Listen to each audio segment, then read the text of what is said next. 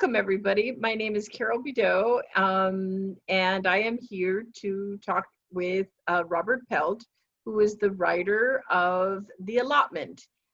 So Robert, tell us a little bit about yourself. A little bit about myself. Well, I've retired from American Airlines about 10 years ago. Worked with American for about 43 years as aircraft maintenance manager.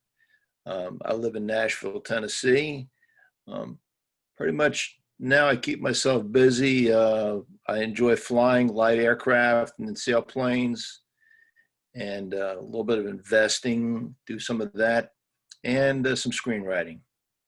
Great. Well, I enjoy that part of your life because I've had the pleasure of working with you on 2 scripts. And right now we're talking about The Allotment. And so tell us a little bit about The Allotment. Well, The Allotment was a script that I had worked on for a number of years. It's changed a lot over the years. Originally, I wanted to write a story about flying sailplanes. A lot of people don't know much about them, and I wanted to write a story about it. And as I built the story, I knew that I had to have more to it than just about aircraft.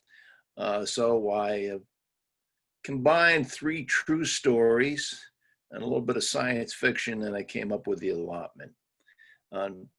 It starts out simple enough. When this was a true story, one of the sailplanes, which is not unusual, landed out in a farm. It wasn't able to make it back to the airport. And there was a pilot on board and 1 passenger. The airplane landed okay, it wasn't damaged. One of the things they tell you when you're flying a sailplane, be careful what field you pick to land on.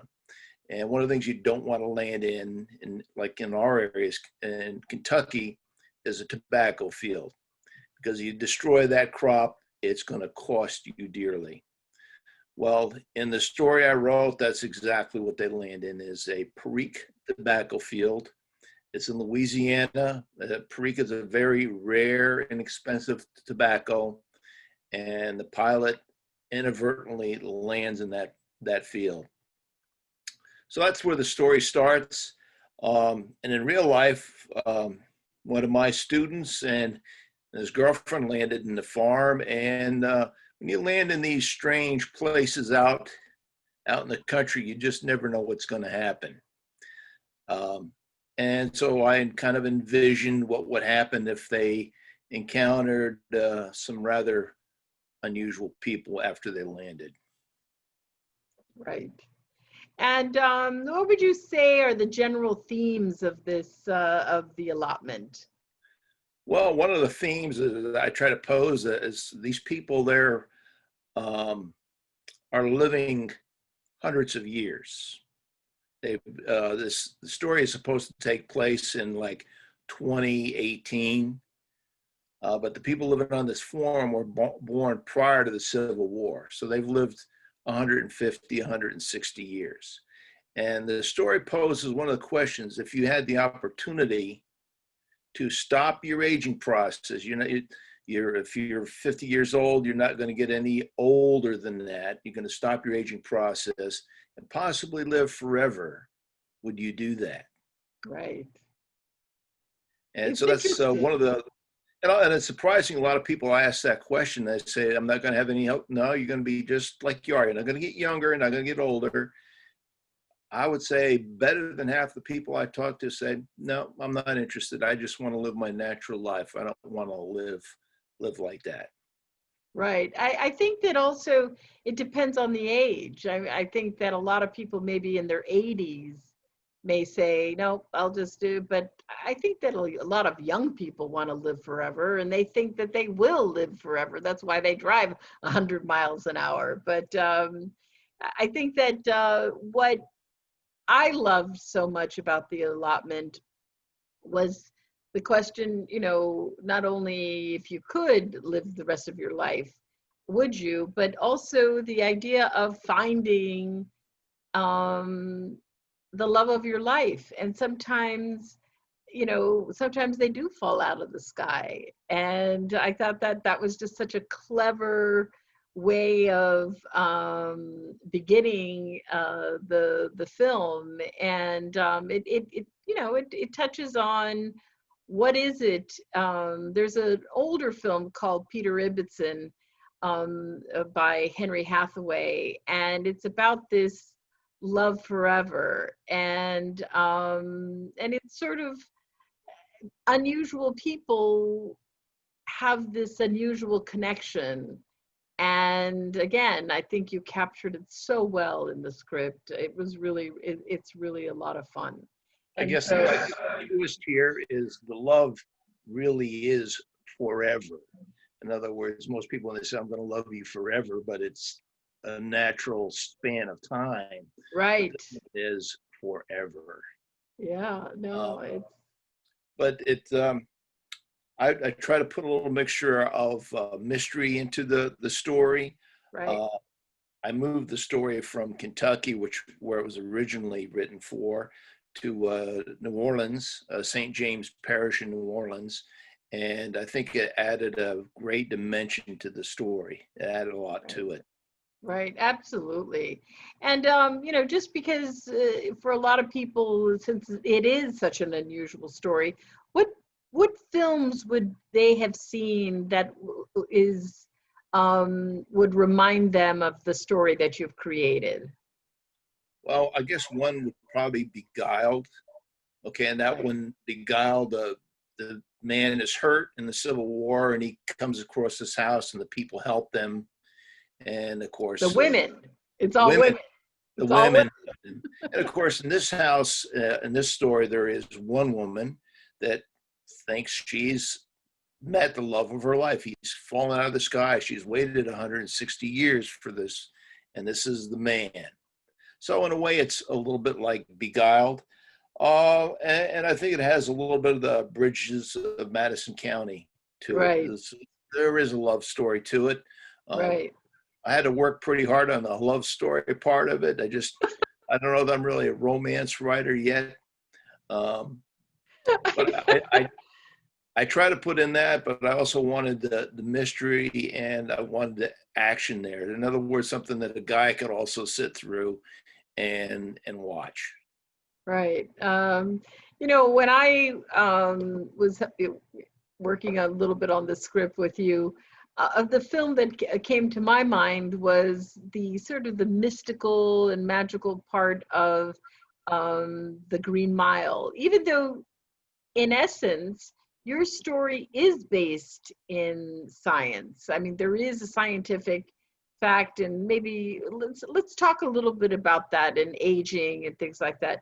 What's the scientific part that that you, in your research, you've come across? Well, this surprised me. When you're writing fiction, you try to find a parallel in reality and try to follow that reality as close as you can.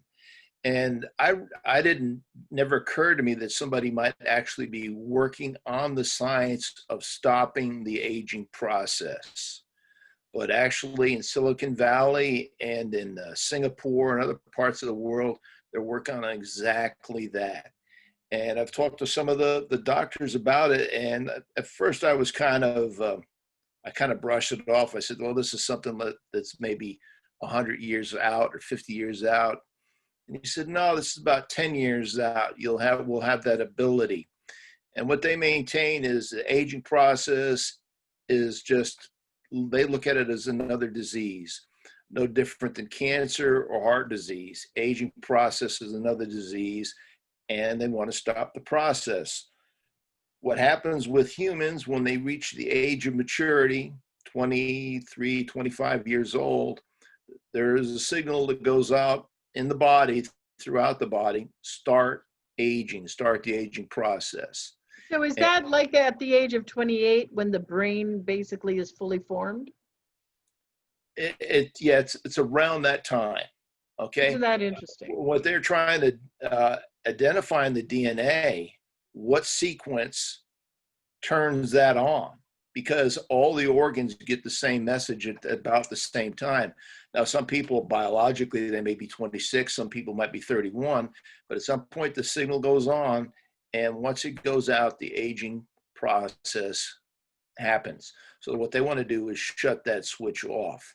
And I'd asked one of the doctors, and he said, no, we're 10 years away from it. He says they've got rats that live in their lab now 50% longer than they would normally live. So they're already altering it and they are controlling it. Their first goal is to be normal for a person to live to be 150 years old. Now, of course, that has all kinds of social implications and political implications. My story doesn't go into any of this. It's more of just a love story. Right. And why the allotment? What does that mean to us? Okay, well, in the Bible says the allotment after the flood for each person is 120 years. Per the Bible, a person should live at least 120 years. That's your allotted time in life.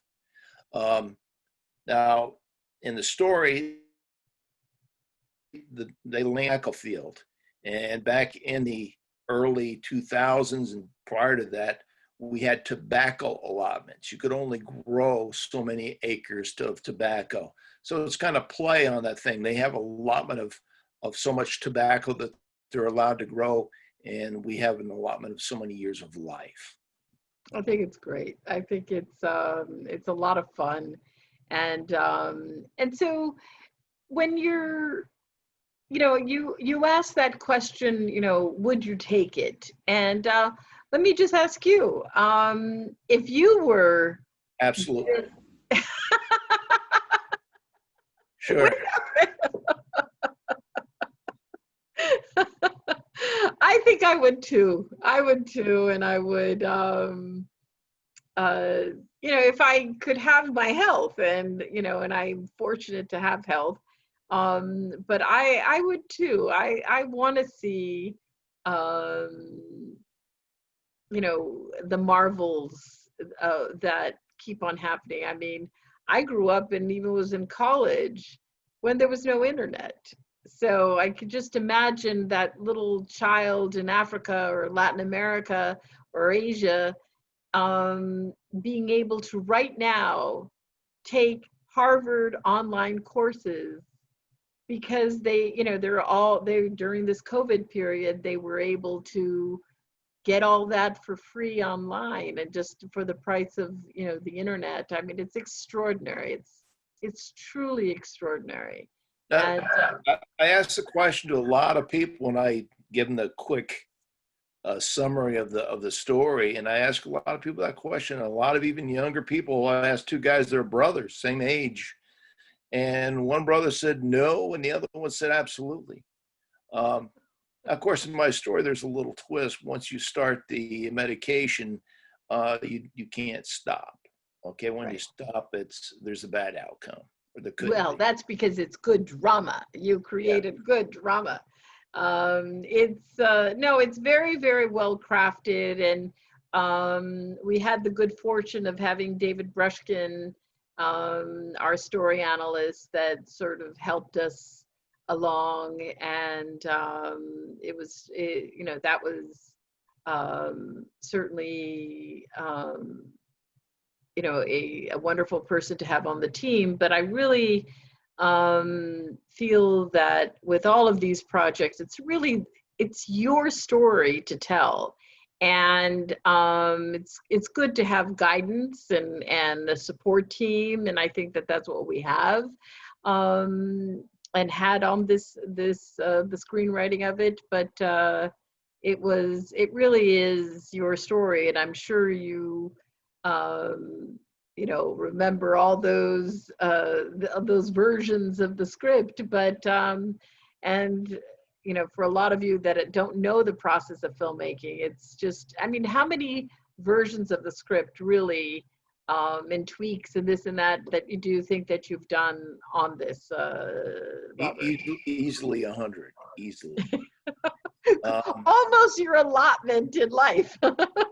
and there'll probably be more to come, but what excites me the most about this film is the location, because we've already done we've located a pre-tobacco field, right, in St. James Parish.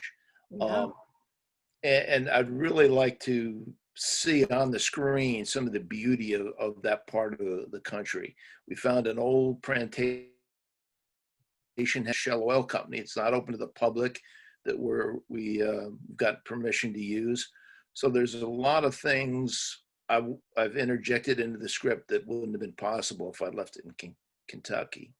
Right. No, but I think that this Perique gives it that mystery. It's almost these Cuban, this sort of this special earth, and this it's apparently what the Cuban cigars are. It's a special type of latitude and longitude and sun and rain that is just perfect to grow it. And when you see, we have on our website that we'll be sharing with you little videos of, you know, how they make this very unusual Perique. And it's an unusual way that they grow this tobacco. Not everybody grows it the same. So thank you for creating this mystery. Thank you for helping me or allowing me to be on this ride with you. And one day you're going to have to promise me to take me up on one of those gliders. I just can't wait. Absolutely. It'll be a ride you won't forget. I'm sure. I'm sure. I'll probably kiss the ground when I get off of it. I've had a number of people drop to their knees when I got it at the ground.